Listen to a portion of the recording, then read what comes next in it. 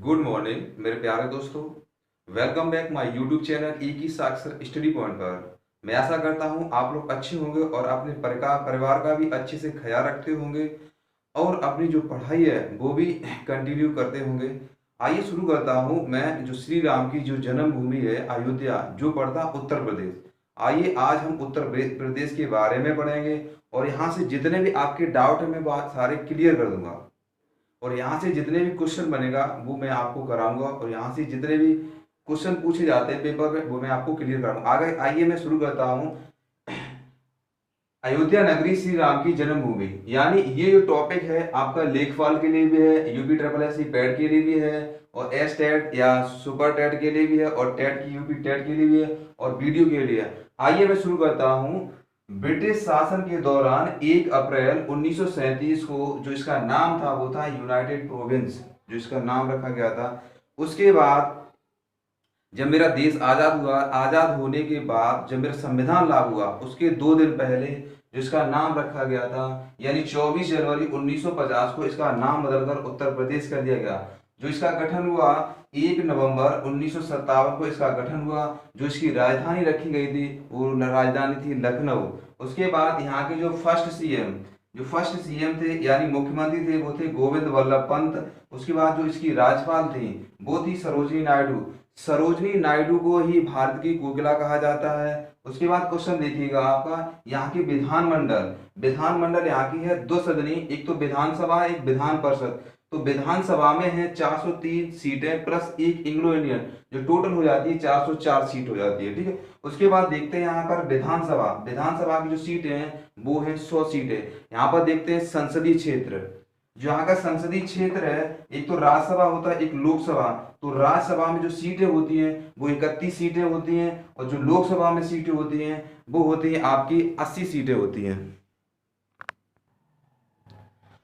इसके बाद देखते हैं इसका जो मुख्य न्यायालय इसका प्रयागराज, यानी जो इसकी खंडपीठ है वो लखनऊ में है। इसके बाद इसका जो क्षेत्रफल एरिया है 2,40,928 वर्ग किलोमीटर, यानी कि 93,023 वर्ग मील इसका जो क्षेत्रफल है। उसके बाद इसको जो दर्जा प्राप्त है वो 4थे स्थान पर इसका दर्जा प्राप्त है।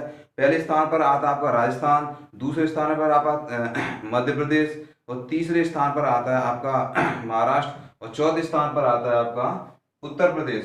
जो उत्तर प्रदेश आता है, यहाँ की जो जनसंख्या है वो जनसंख्या है 2022 के अनुसार 24 से 25 करोड़ लगभग, जो सभी राज्यों से सबसे ज्यादा जनसंख्या है उत्तर प्रदेश की। उसके बाद देखते हैं जो यहाँ की जो राजभाषा है वो हिंदी है। जो दूसरी राजभाषा है वो उर्दू है, जो 1989 यानी 1989 से इसको मान्यता प्राप्त हुई। यहाँ पर भी और भी भाषाएं बोली जाती हैं, जैसे ब्रज भाषा बोली जाती है, कन्नौजी भाषा बोली जाती है, अवधी भाषा बोली जाती है और भोजपुरी भाषा बोली जाती है और भी भाषाएं बोली जाती हैं। उसके बाद देखते हैं हमें यहाँ का साक्षरता, यहाँ पर कितने लोग पढ़े लिखे हैं। तो यहाँ पर जो लोग पढ़े लिखे यानी जो यहाँ की जो साक्षरता है वो है 69.72% टोटल साक्षरता है। तो यहाँ पे पुरुषों की साक्षरता कितनी है? पुरुषों की साक्षरता है 79.24%। जो महिलाओं की साक्षरता है वो है 59.26%। यहाँ पर जो सबसे अधिक साक्षरता वाला जिला है वो गौतम बुद्ध नगर है, जो है 80.1%। और यहाँ पर जो सबसे कम साक्षरता वाला जिला है वो है श्रावस्ती, जो जिसकी साक्षरता है 46.7%, जिसको सबसे गरीब भी कहा जाता है श्रावस्ती को।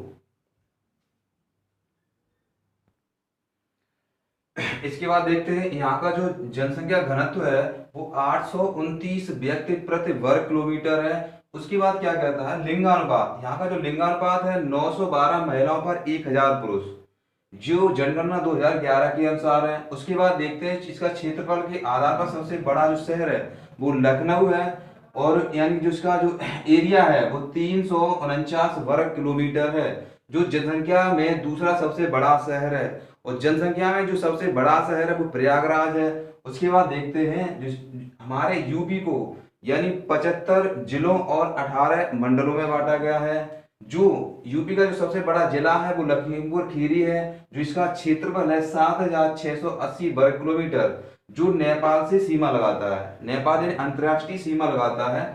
जो सबसे छोटा जिला है वो है भदोई, जो कालीन उद्योग के लिए जो विश्व प्रसिद्ध है, जो इसका क्षेत्रफल है 1063 वर्ग किलोमीटर। जो इसका दूसरा नाम है, यानी भदोई का जो दूसरा नाम है वो है संत रविदास नगर, जो 65वां जिला बना था।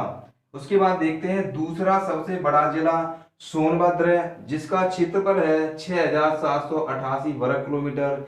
सोनभद्र से बहुत क्वेश्चन पूछा जाता है।